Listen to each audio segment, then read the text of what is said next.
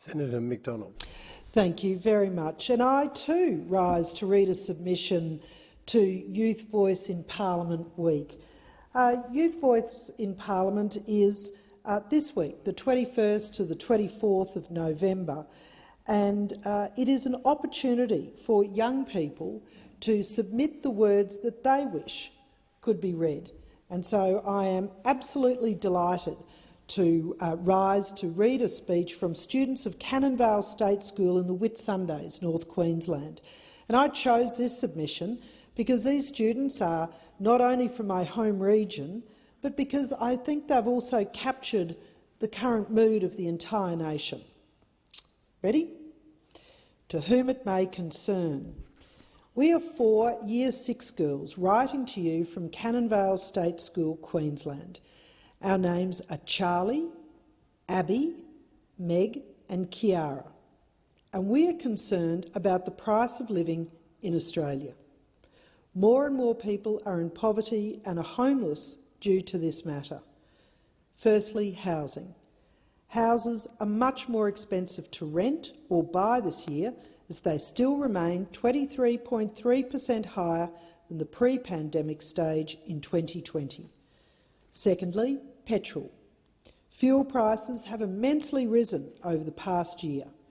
For what started not that long ago, it has surely made an impact on Australian lives.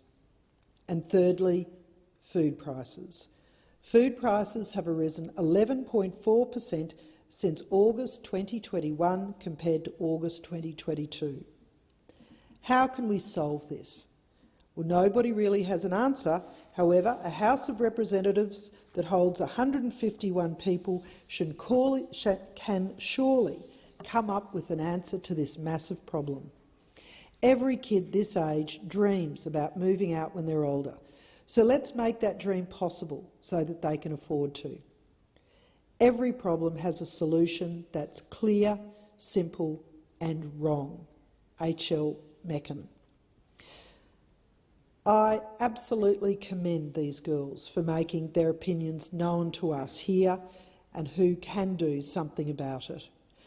I also commend to them that they consider not just the 151 members of the House of Representatives, but the 76 senators who work here in this red chamber. I would also like to focus on the quote they used in the last sentence, because I think it applies to the federal government's approach to helping Australians with costs of living. This quote means that the easiest solution usually isn't the best, and unfortunately under Labor we are seeing this in spades, because Labor's simple but wrong solution to everything is to regulate and tax. Elementary level economics dictates that in a country facing an energy shortage and skyrocketing power prices, bringing more supply onto the market would bring prices down. But instead, Labor wants to regulate gas companies bringing gas to market. By encouraging more gas projects, there's enough gas for companies to export to high-demand markets, maintain profits for their shareholders, and enough to supply domestic users at a reasonable price. And let's not forget power prices' influence on cost of living. Before the election, the Prime Minister said 97 times that our power bills would come down by $275. Instead, we're now told to expect power bills to be about 50% higher in the coming 2 years.